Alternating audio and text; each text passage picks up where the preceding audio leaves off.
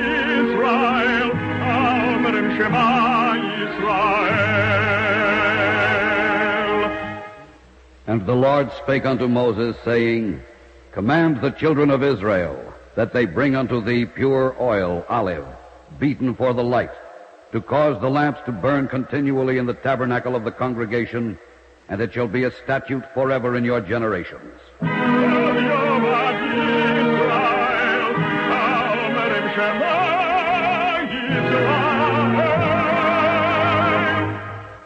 The Eternal Light.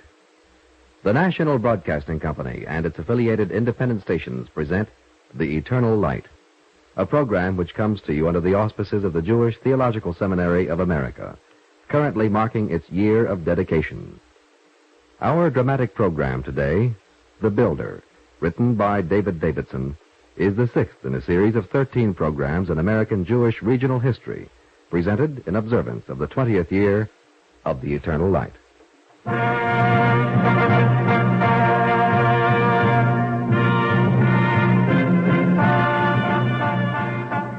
Our story begins in the ancient German city of Aachen, where once the Emperor Charlemagne held court, that once was a window opening on all the known world of its time.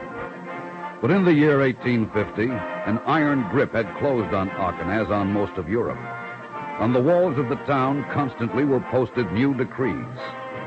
For one young man, there was posted finally one decree too many, standing before the wall to which it had been fixed, and reading words as cold as the wall itself. All subjects of the kingdom must at once secure for themselves passports of identification, that no person may leave the place wherein he resides without permission of the appropriate police authorities, and that failure to obey such regulations shall be deemed an act of rebellion against his august majesty. And it is further decreed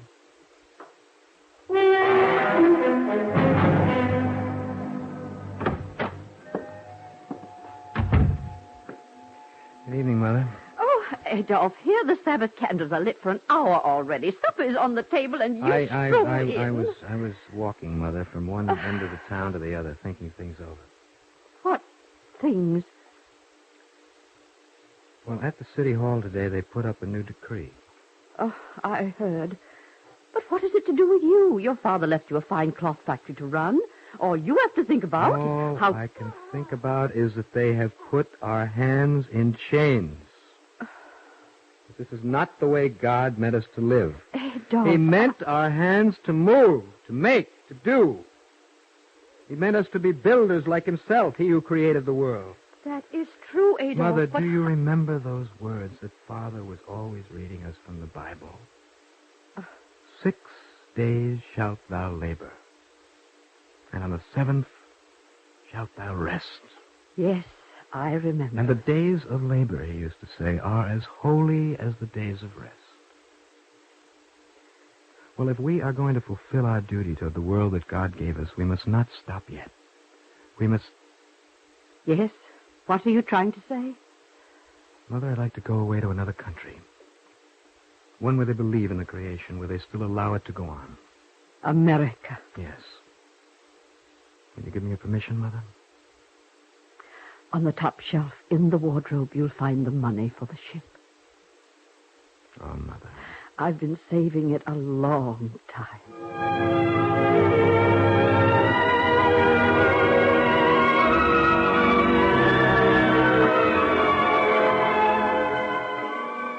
In America, the new arrival was drawn at once to its newest part, the recently admitted state of California.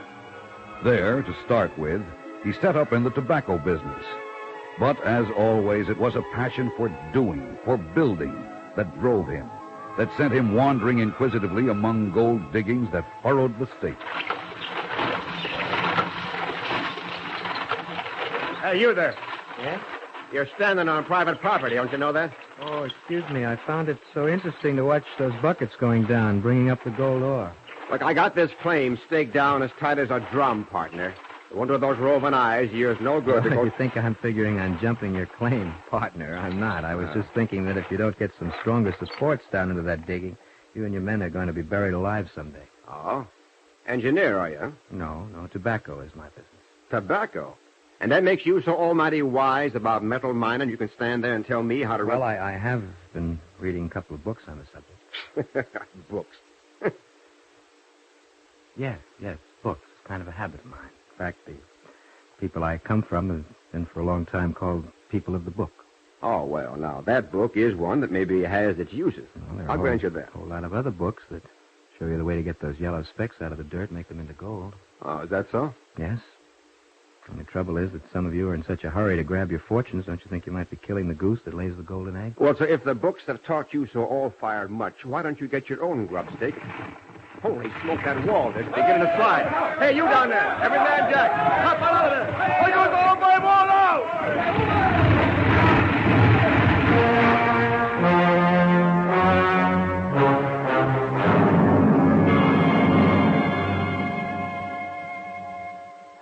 Boy, made it just in time.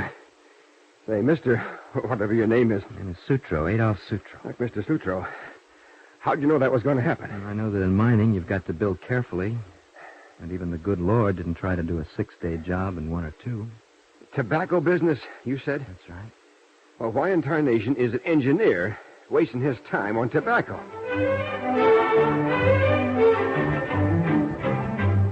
But Sutro, by this time married and the father of a family, moved slowly in making his decision. It was in 1860 that it came, as one night he brought a guest home. Leah, this is Mr. Randor. Randor, I'd like you to meet my wife. How do you do? How do you do? Leah, this is going to be a farewell dinner for Mr. Randor. He's leaving tomorrow for Virginia City in Nevada. Oh, for the Comstock lode, you mean, where they're digging out that mountain of silver. Well, I'm not planning to do any digging myself, ma'am. Just set up a refinery to melt down all that silver ore on the spot, instead of having to haul it all the way here to San Francisco. Oh, Virginia City's a terrible trip, I hear, by stagecoach and horse over the Rockies with hostile Indians all the way. Well, I'm sorry if it alarms you so, Leah, because... Yes, Adolf. Well, I was thinking that I might go along and keep Mr. Randor company for a while. Oh. See, for a year now, I've been reading all the reports coming back from Virginia City. It seems to me they're using God's earth very badly out there. They're going to kill the earth, maybe themselves, too. Adolf, are you saying that you, sitting here in San Francisco, know better how to dig up that silver than all those men in Nevada? Well, I have a few ideas on the subject. From everything your husband tells me, Mrs. Sutro, my money's on him. Oh, well, go on, Adolf. Find out.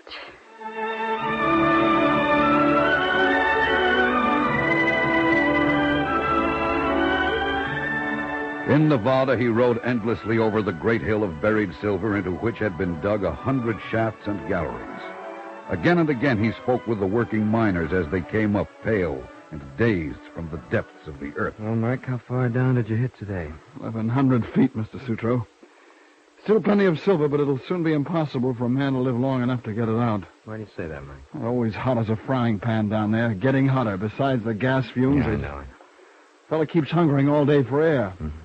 Not to mention all the water that's running around wild inside that mountain. Underground springs, rivers, lakes. We're pumping day and night to keep ahead of it. And I guess bringing up to the mountain top a weight of water that's almost as much as the silver ore. Even more, Mr. Water Sutro. that could be used down there in the valley to grow food. I sure wish somebody'd come along and figure out a way to keep us miners from either choking to death or drowning. You know, Mike, I believe there is a way.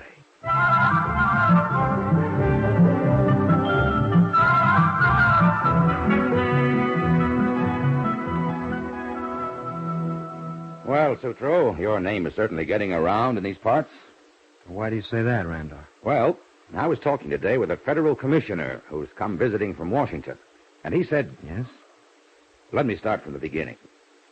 I got it from the commissioner that Mr. Lincoln is getting mighty anxious about these silver mines. He says it's the one thing that's making it possible for the Union to pay the terrible costs of the Civil War. Oh? Also, it's the one thing that'll keep our credit firm in the Reconstruction days to come. Well, unfortunately, the way those mines are being worked, they'll be killed off in no time. Everybody's scrabbling for himself, getting into worse trouble the deeper they go. It's being said that you have a plan to remedy that, Sutro. By a tunnel? Yes. Yes, that's right, a tunnel right through the base of the mountain. Connected by shafts with every mine. Instead of struggling to bring the ore and the water up, I'd let them both just run down by gravity and out through the tunnel. Also, a tunnel would let fresh air blow into the mine, circulate around naturally. Well, Sutro, it seems that the fellow from Washington thinks you ought to build that tunnel. Aye? From what he's heard, he thinks Congress would be glad to let you have a franchise because every extra ounce of silver that can be got out of here is going to be a godsend to our economy. Well, you know, Randor, as I think it over, my own plan, that's going to be a very big job. Well, Sutro, you're a very big man.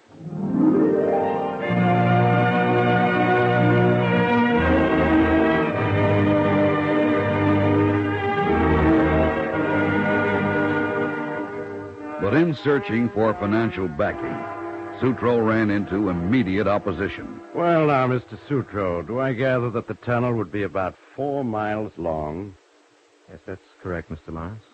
A 4-mile tunnel through a mountain chock full of granite. Well, there's never been anything like it.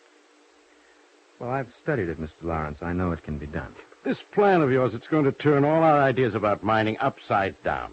It means new methods, new equipment. Yes, it does, Mr. Lawrence. But unless you help build that tunnel, you'll reach a day when there'll be no silver mines left to work at all. Sorry, Mr. Sutro. Now, Mr. Lawrence... Not a penny.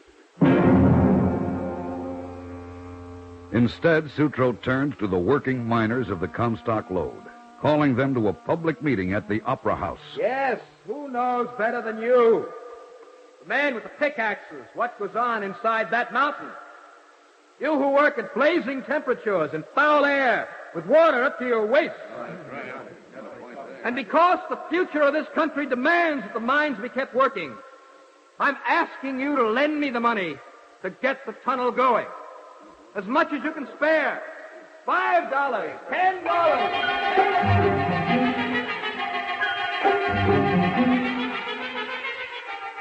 On $50,000, subscribed by the miners, Sutro was ready to begin. Well, here's your pickaxe, Mr. Sutro. The first swipe at that tunnel through the mountain belongs to you. Well, thank you, Mike. Here we go. And another. Mr. Sutro! Yes, Mike. What In case this tunnel fails, you can always make $4 a day as a miner.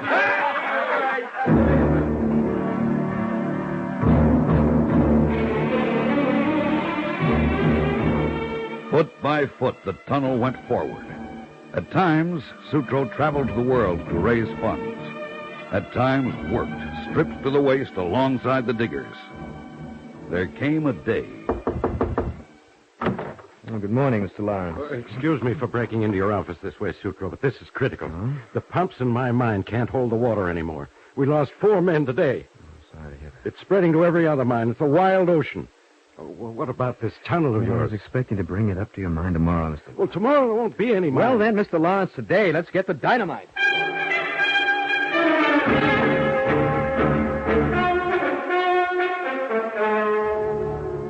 All right, men.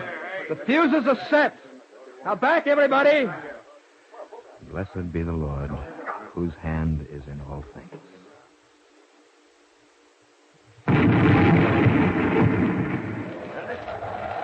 Mr. Sutro, do you smell that? I sure do. Fresh air.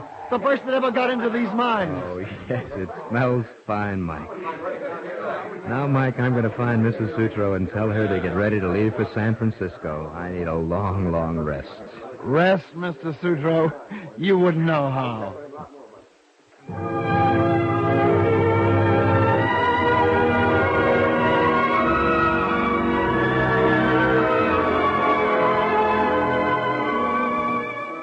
And Mike was right.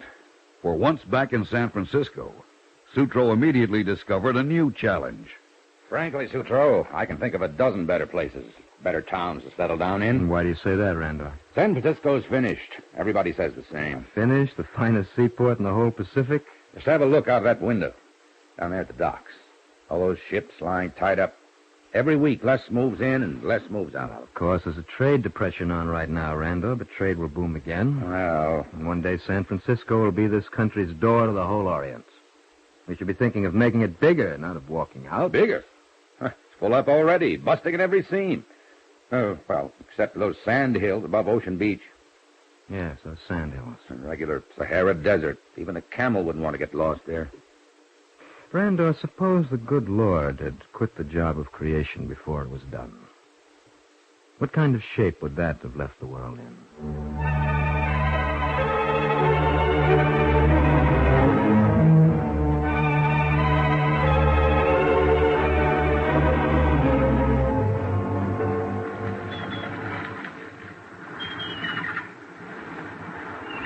Of all the places to go walking on a windy day. Oh, but look, Leah, the beautiful Pacific, perfect sky. And these terrible hills blowing sand over the whole universe. Oh, I have sand in my mouth, Adolf, and sand in my eyes. Then the thing to do is to tie down those hills. Tie them down? Yes, with tough grasses, with a forest of trees. Right here in this desert, we could have a fine new park, a whole new residential section. Adolf, I know what's driving you, but there must be limits somewhere. Depends on just one thing. One thing, Leah, water. What? Water. To give life to all this sand. Oh, no, you know the city is always short of water as it is. Well, then maybe these hills can be made to give up their own water. Remember back at the Comstock Lode, how they ran into those underground rivers? Yes. Maybe here, too, if they dig deep enough. They? What you mean, Adolf, is you. But yes. Yes, if nobody else will.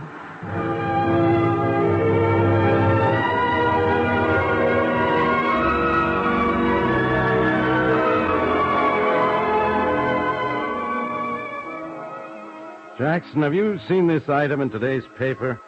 Adolf Sutro acquires 10% of city's acreage in rehabilitation plans. Maybe we shouldn't be in such a hurry to pull up stakes after all.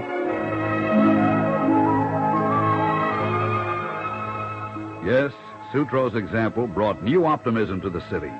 And from his labors, as he foresaw, came a new residential section and a great park and bathing pavilion, which he presented to the city. But this passion for building took other forms, too. Speaking out in public. A community is something more than a chaos of strong men, all separately pursuing their own aims, each driving his own mind, thoughtless of how he weakens the common structure. The city is the total of the people who live in it, using themselves and their resources for the common good.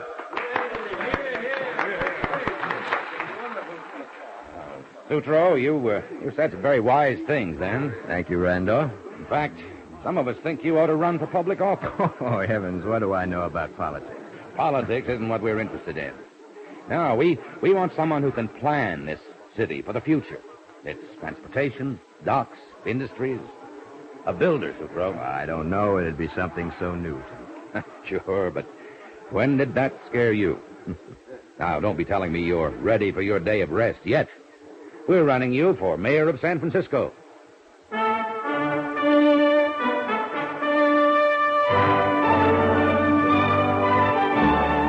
He was elected overwhelmingly, serving a term that took the city to the threshold of the 20th century.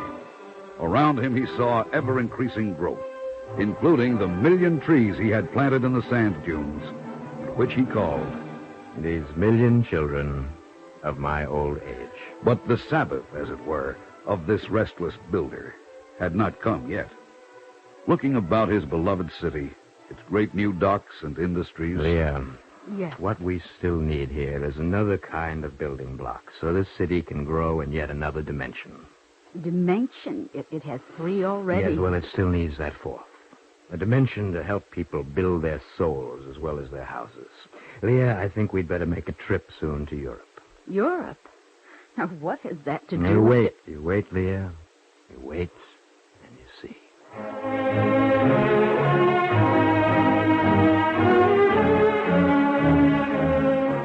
Once in Europe, he scouted some of its farthest corners, always in search of those building blocks for the 4th dimension of which he so often talked.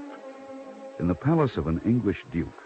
Well, Mr. Sutro, to what do I owe the honor of your call? Your Grace, I'm told that your family has made its home here since the time of Richard II. True. And that while some families have enjoyed collecting jewels or paintings... Yes, we Sunderlands have collected a different kind of treasure.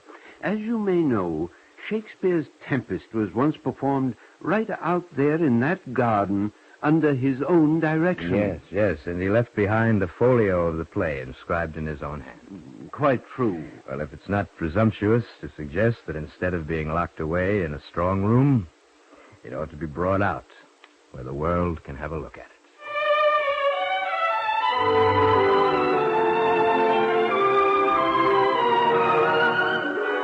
Yes, Rabbi, it's amazing. The collection you have here, Hebrew parchments from the early Middle Ages, manuscripts in the hands of Maimonides. It is a very fine collection, I agree. And if you have looked long enough, Mr. Sutro, I would like to put them away again. That's just it, Rabbi. I was hoping to persuade you to let me take them traveling. And where to, Mr. Sutro? Not America? Yes, America. No. They belong here in Europe, those treasures, where they are loved, honored. They have done their work in Europe. They should go now to the New World, which will be tomorrow. In America, I would fear for them. You have nothing to fear, Rabbi. From the beginning, America has been a land lit up by the Bible. And as these men have brought order into the wilderness, they will use books to bring order into themselves. Well, Mr. Sutro, if they are really such men as you say...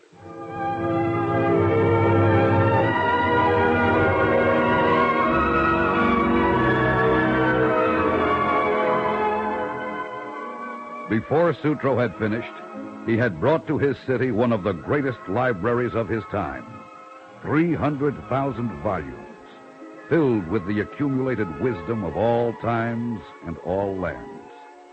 It was his fourth dimension, the structure of which he, the builder, was proudest, giving it to the people of the city so that they may build as high and as gloriously in the things of the Spirit as they have built in stone and mortar. For except the Lord build the house, they labor in vain who build it.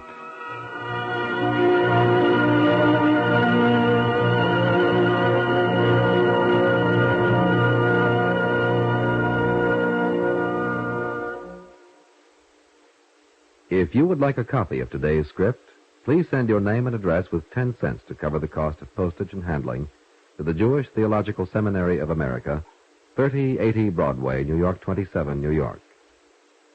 And now we take great pleasure in presenting Mr. Benjamin H. Swig of San Francisco, member of the Board of Directors of the Jewish Theological Seminary of America and of the Board of Overseers of the University of Judaism in Los Angeles. Mr. Swig. Adolf Sutro's greatness was evident, not only in his creative imagination and tenacious ability to drive for accomplishment, but also in his concern and respect for the power of ideas. He built for the future, but drew his inspiration and mature judgment out of the tradition and experience of the past. Sutro's reaching out for what he called the building blocks of the fourth dimension represents his greatest contribution to his fellow man, for it was a contribution which helped to develop the soul and spirit of his neighbors. Books are the great repository of man's tradition and wisdom, also the recorded experience of his follies. Some volumes contain ideas which concern themselves with the major question of good and evil, right and wrong, life and death. One of the finest collections of such books, embracing philosophy, religion, ethics, and morality, can currently be found in the library of the Jewish Theological Seminary of America. Today, the seminary library contains 200,000 printed volumes and over 10,000 manuscripts. It is the largest collection of books on Jewish subjects in the world today, and the most extensive in the long history of the Jews. This library contains volumes in some 50 languages and reflects world history as well as the history of the Jews.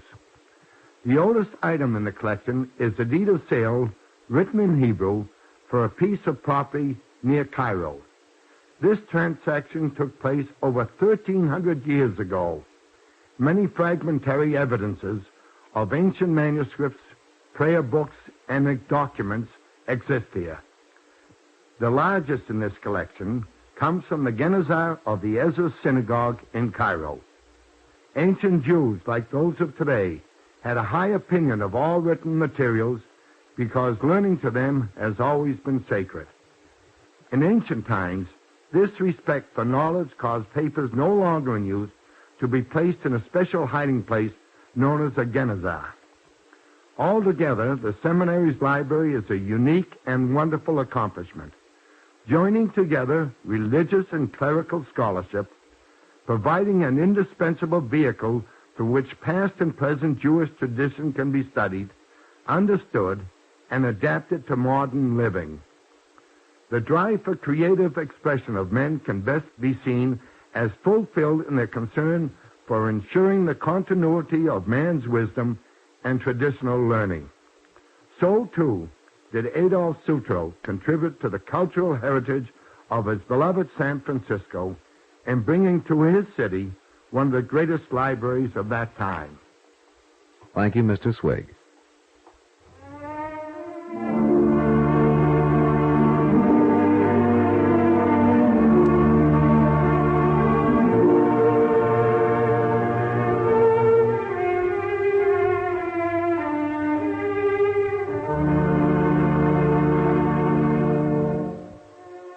Our Eternal Light drama today, The Builder, was written by David Davidson. Today's program was the sixth in a series of 13 programs on American Jewish regional history, marking the 20th year of the Eternal Light program series.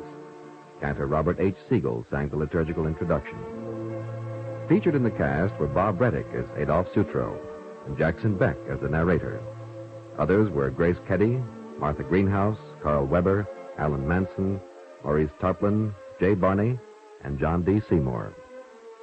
We invite you to join us next week when the Eternal Light presents His Excellency of Vilna, written by Irv Tunick, a special program in memory of the late Professor Louis Ginsburg.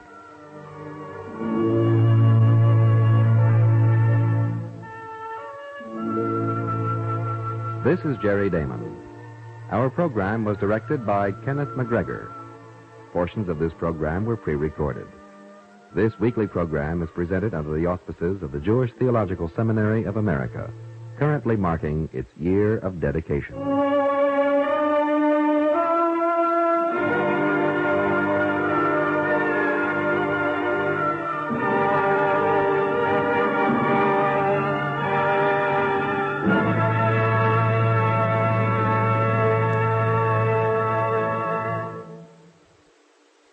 This is the NBC Radio Network.